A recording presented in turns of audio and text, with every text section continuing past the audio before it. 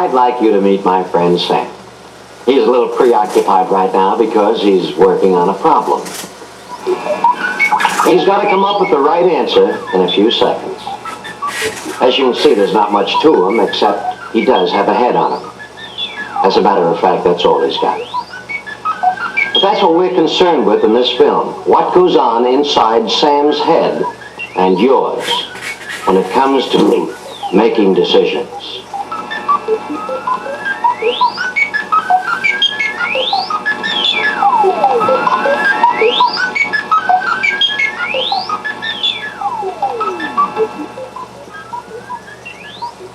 My name is Eddie Bracken.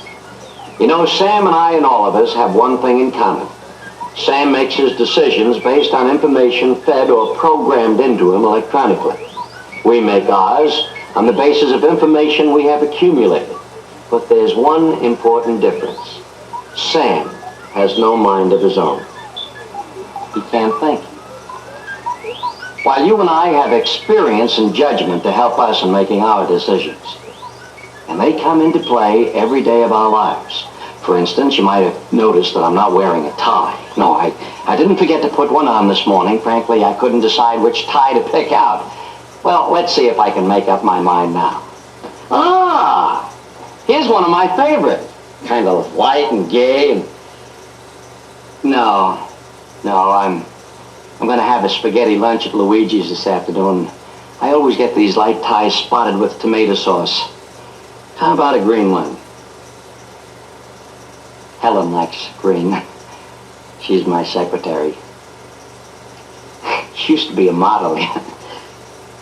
Helen has a dress just the same shade as... No, my wife Connie, she hates green, so that's out. How about brown? Connie likes brown, but I don't. But come to think of it, Connie's been asking what has happened to it. She's been getting pretty edgy lately. Maybe I just better wear brown. Might help keep peace in the family. Decisions.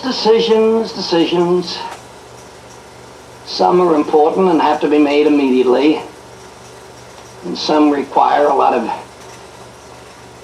study. And some can be delayed. And some decisions are better not made at all. In civil defense, decision-making is not too different in principle than in any other situation, except for one thing: the consequences, which may be human survival itself and our survival as a nation. To people who have the responsibility for making decisions affecting the lives of others, the choice of the right action presents many problems. A case in point was Hurricane Carla, one of the worst in our country's history.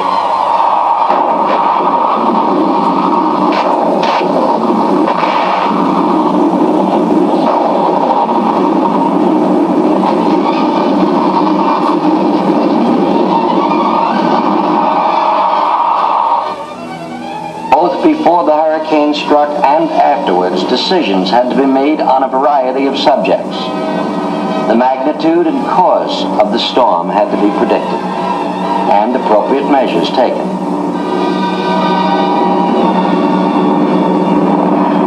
One group of decisions in preparation for the hurricane was made on the basis of the winds from the Gulf of Mexico turning northward into Louisiana. When a sudden meteorological development turned the wind westward toward Texas, a whole new group of decisions had to be made. What was the most effective way to warn the people? What should they be told? Too much might cause confusion. Too little might result in a lack of action which should be taken to save lives. Which municipal departments could mobilize the most effective resources for action? Would there be time for mass evacuation?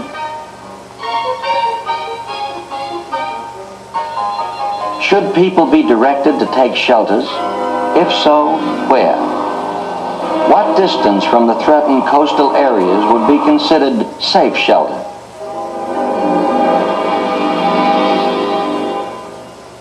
These are some of the decisions that had to be made. The decision-making elements in natural disaster are similar to those involved in a nuclear attack, with two important additional elements. First, numbers of casualties and amount of damage would be much greater. And second, there would be a new hazard, radiation from fallout. These require a particular background of information before certain decisions can be made. Before any major decisions are made in civil defense planning, decision makers must consider the consequences of their proposed action in various areas. How would the decision affect life or survival of the population remaining in the post-attack period?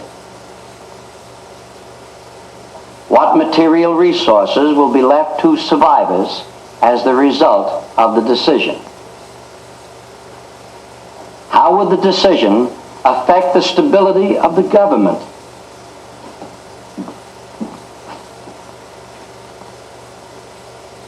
What would be the effect of the decision on coming generations? What would be the social effects of the decision in terms of unity of purpose and action, and the political effects on neighboring localities, states, or even nations? The process of actually making a decision in civil defense is like building a pyramid. Of course, we hope that it would not take that long. First, decide what the mission is in terms of what it must accomplish. Next, get a complete and detailed description of the situation that has to be resolved. This should be put together from all information available. Now consider the various possible courses of action or alternatives. At this point, consider the obstacles to each. Think of each alternative in terms of what can prevent it from working. Make a tentative decision on the basis of the facts you have accumulated. Finally, review your decision, taking as much time as the situation will allow.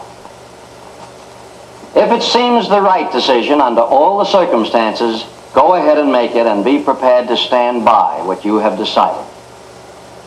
In making a civil defense decision, you can't consider every conceivable factor, or you'd never act at all. There are too many variables and unknowns in the nuclear emergency. So, as decision maker, you must be able to abstract from the problem the critical factors and base your decision on them.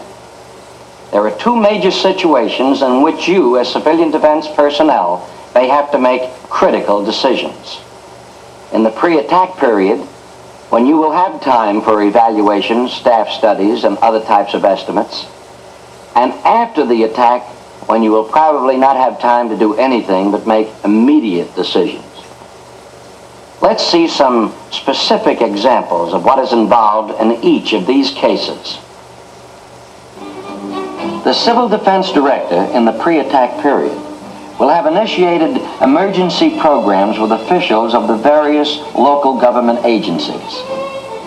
As a result of the decision of his head of government, he coordinates the efforts of the members of the local government as they act in their own areas to prepare for a possible nuclear emergency. Each is a decision maker. Since government acting in emergency involves total cooperation, a whole chain of decisions will result. This emphasizes the importance of the original decision maker. If he has planned well in advance and initiated proper staff studies and evaluation, he can make many decisions with confidence. Some typical pre-attack decisions might be selection of adequate fallout shelter facilities, and creating a community shelter plan for protection of the population. Determination of specific assignments for the police in the emergency situation. What utilities might be called upon for help. What type of communications capability is needed for the emergency operating center? Will transportation have to be considered in getting people to shelters? In civil defense emergency, what will be the role of the fire department? Health and medical services, public works.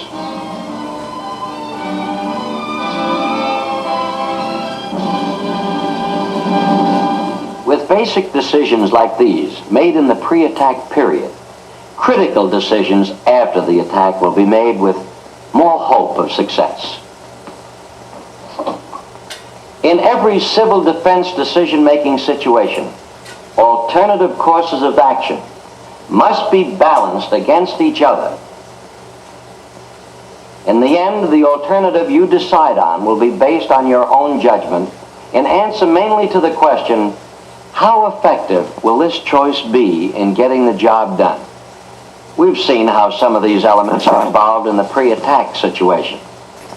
How about decision-making after a nuclear attack when action may have to be taken quickly based on the best information available? Suppose you're a civil defense director spending a rare but welcome quiet evening at home. Suddenly you are startled by a brilliant flash of light in the distance.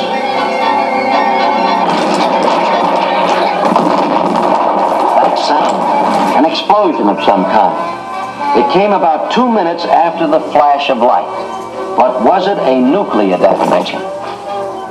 You should alert the mayor and the town officials. But what about fully activating the local emergency operating center? If it is a nuclear attack. That means instructions should be given to the people. Should the community shelter plan be implemented immediately?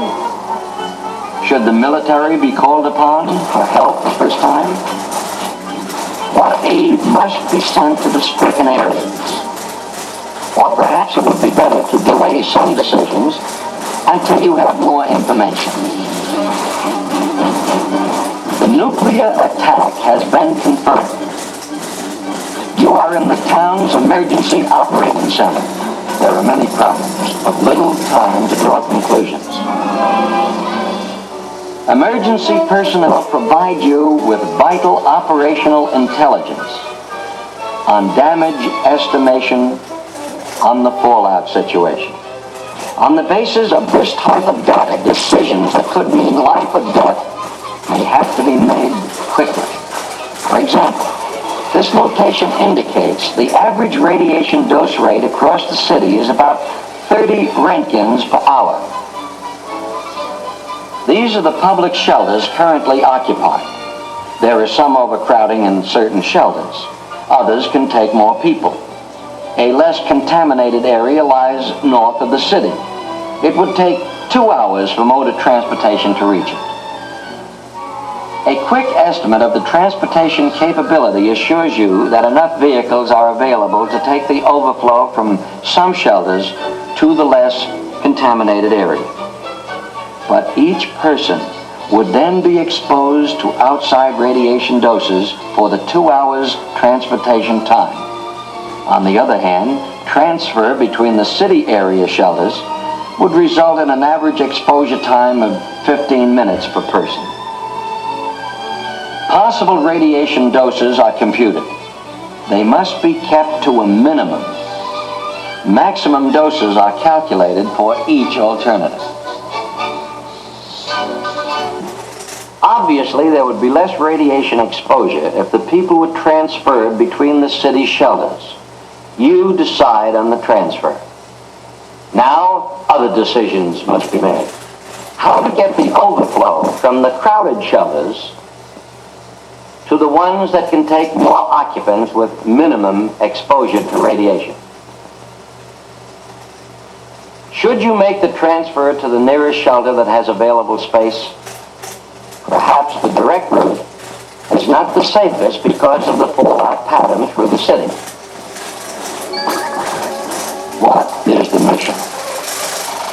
What are the problems? What are the alternatives? Which alternative offers the best solution of the problem? What are the obstacles? What will be the consequences of the decision? Those are the elements you will have to consider. Many of them are the same elements that had to be considered before other critical decisions in our history were made.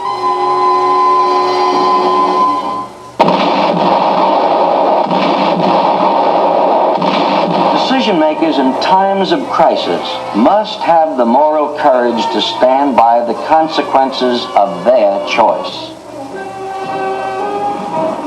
No one will ever have all the knowledge he needs to guarantee the right choice of action. Odds and percentages must be played. Judgment and experience relied on.